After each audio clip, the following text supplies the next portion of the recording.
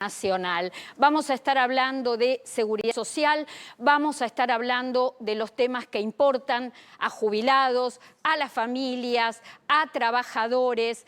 Adelantábamos recién en el pase con Edu Battaglia los títulos que vamos a tratar en el día de hoy, pero ya en el comienzo de estos minutos vamos a hablar de la ley de emergencia por discapacidad, porque finalmente tal lo había ordenado la justicia, que debía ser su implementación como fecha límite a partir del 4 de febrero, así fue, y la ley de emergencia por discapacidad quedó reglamentada. Importante porque, ¿qué es lo que voy a tratar de explicarte? Todo lo que tenés que saber a partir de esta ley y de los puntos a implementar que tienen que ver con tus ingresos, tiene que ver con todo lo que vos recibís o tenés que recibir por parte de tu obra social.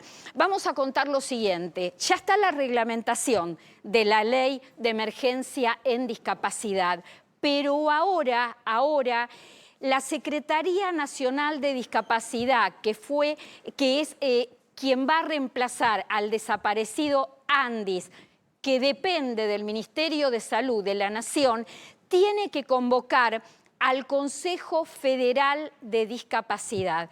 Este consejo tiene 30 días de plazo para definir todos los puntos que tienen que ver y que están en la ley 27.793, que es justamente la de emergencia por discapacidad. El recorrido judicial sigue su marcha. Mientras tanto, nosotros acá te vamos a estar explicando con lo justo y necesario, como decía Edu Battaglia, todo lo que tiene que ver con el camino previsional, con el médico asistencial y con el administrativo. ¿Qué es lo que se tiene que definir? Los puntos que tienen que definir en el ámbito previsional, este Consejo Federal de Discapacidad: la garantía del valor de la pensión por discapacidad, que no puede ser menor al 70% del haber mínimo jubilatorio vigente. Importante, mirá mientras yo te estoy explicando, mirá este gráfico que está saliendo en pantalla, porque son los puntos esenciales que tienen que ver con tu vida a partir de la implementación, de la reglamentación de la ley de discapacidad. Primer punto de implementación: el valor de la pensión por discapacidad. Segundo punto, que les digo, ya el primer punto se está cumpliendo. Segundo punto, algo que es novedoso, porque hasta ahora no estaba permitido por su incompatibilidad. La pensión por discapacidad será compatible con un ingreso, siempre y cuando ese ingreso no supere los 2 salarios mínimos vigentes. En febrero estamos hablando de un ingreso que no puede superar los 693.600 pesos. Tercer punto, certificado único de discapacidad permanente. Esta es la otra novedad. Cuando el diagnóstico, cuando la situación de discapacidad se mantenga estable en el tiempo e igual en el tiempo, ya no va a hacer falta renovar los certificados únicos de discapacidad cada 3 años o cada 5 años. Se instala a partir de la ley de discapacidad el otorgamiento del certificado único de discapacidad de manera permanente. Las prestaciones que tienen que ver con otorgamiento de medicamentos, provisión de medicamentos, contención, rehabilitación, acciones terapéuticas, todo lo que tiene que ver con lo médico asistencial, que es lo que dice la ley, que hay que actualizarlo para atrás y para adelante aplicar aumentos mensuales por IPC. El quinto punto importante, que hace mucho que en la Argentina se viene insistiendo con esto y no se aplica, y ahora de alguna manera la ley de discapacidad lo refuerza, es el cupo laboral del 4% que hay que cubrirlo con personas con discapacidad. Para el Estado, para el ámbito estatal, esto va a ser obligatorio. Para las empresas va a ser opcional, pero las empresas van a tener el incentivo que si contratan personas con discapacidad van a tener 2 años de exención en todo lo que tiene que ver con las cargas patronales. En paralelo, les digo que se crea un registro donde podrán inscribirse las personas con discapacidad para poder obtener trabajo y las empresas podrían buscar a todas estas personas para cubrir puestos a través de ese registro. Acá más o menos les expliqué, me está quedando una de las patas más importantes del tema de la ley de emergencia por discapacidad, que es la pata administrativa.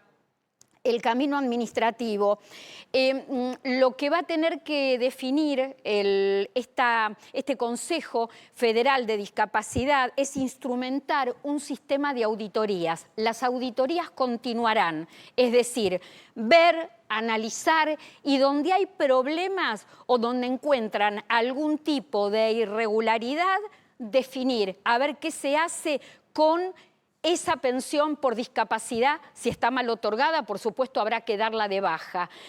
Y en paralelo, instrumentar mecanismos para las nuevas altas, mecanismos para seguir otorgando pensiones por discapacidad, porque hay mucha gente esperando, gente que necesita de un ingreso y gente que necesita de una obra social. Segundo tema que quiero recordarles, porque ya se lo venimos adelantando hace 2 semanas, se terminó de oficializar el aumento de jubilaciones y pensiones nacionales y también de asignaciones familiares. Están publicadas en el boletín oficial las 2 resoluciones que tienen que ver con los aumentos de jubilados y también de familias que perciben asignaciones, y además lo último que se publicó fue el decreto 65 que establece un mes más la continuidad del bono. ¿Por qué decidimos dar en detalle las fechas de cronogramas de pago? Porque en febrero, puntualmente, que se viene con un 2,85 de incremento más el pago del bono de la mínima, como lo están viendo en pantalla, hay 2 feriados nacionales que son los feriados de carnaval, 16 y 17 de febrero. No va a haber entidades bancarias, por si van al banco, obviamente que van a poder extraer dinero en las cajas de ahorro de la Seguridad Social, pero lo del 16 y 17 de febrero se corre al 19 y 20 de febrero. ¿Esto qué significa? Que el 19 van a poder cobrar todas aquellas personas con haberes mínimos, con documentos terminados en 6 y 7, y el día 20 haberes mínimos terminados en 8 y 9. Entre el 9 y el 13 van a tener su dinero depositado en las cajas de ahorro de la Seguridad Social los que son titulares de pensiones por invalidez, pensiones por discapacidad, pensiones por vejez, madres de 7 o más hijos y pensión universal para el adulto mayor. Entre el 9 y el 20, jubilados y pensionados nacionales contributivos cuyos ingresos no superen los 359.254 pesos. Ingreso mayor a este número cobrarán entre el 23 y el 27 de febrero. ¿Qué más quiero contarles? Tema 3. Tema más que importante porque la verdad que muchas veces hablamos este tema en el programa durante muchos años de los que hacemos seguridad social. Miren este título: los planes sociales llegarán a su fin a partir del mes de mayo. Algo que parecía que nunca se iba a poder desarticular, finalmente va a pasar.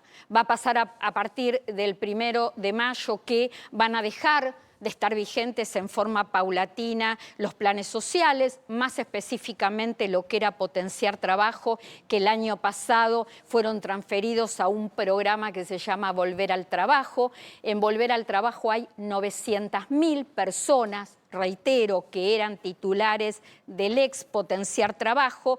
¿Y qué es lo que va a pasar? Se va a reconvertir todo esto en empleo a partir de capacitaciones, a partir de, enseñar oficios, la enseñanza de oficios. Ustedes ahí están viendo en pantalla que estas capacitaciones van a tener una duración de 2 meses, que se va a dar en 2 módulos de 8 clases en total, que van a tener que cumplir con un presentismo del 70% mínimo. ¿Y qué es lo que se va a enseñar? Pintura domiciliaria, pintura de obra e instalación segura de gas. Cuando finalicen los titulares de Volver al Trabajo estas capacitaciones, se les va a entregar un certificado que corrobore que han recibido esta capacitación para poder insertarse en el sector productivo. Es importante que entiendan que va a haber una formación que va a acreditar un certificado, ¿sí? ¿Quién va a hacer todo este traspaso, convocar para que realicen estas capacitaciones? El Ministerio de Capital Humano. ¿Quién va a capacitar? El Ministerio de Capital Humano a través de su centro de formación. 900.000 personas hay dentro del programa Volver al Trabajo, 900.000 personas que hasta el año pasado, hasta principios del año pasado, formaban parte de Potenciar Trabajo.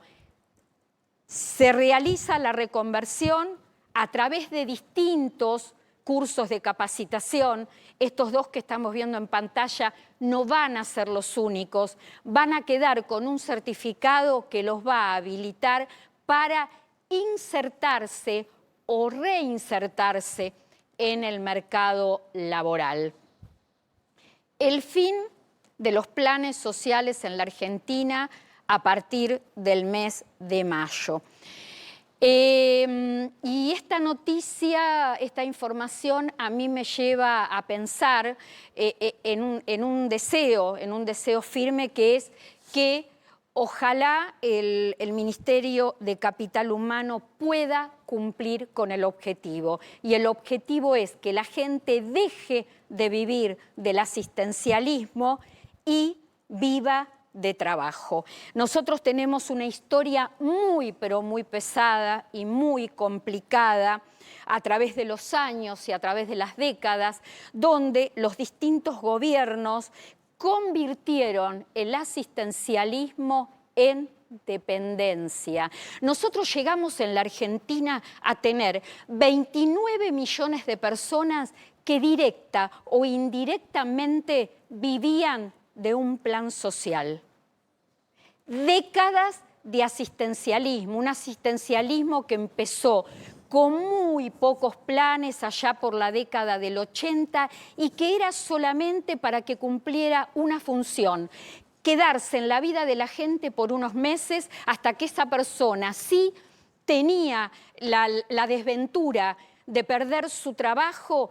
Bueno, unos meses cobrar ese plan social hasta poder reinsertarse nuevamente en otro trabajo. Sin embargo, eso no sucedió.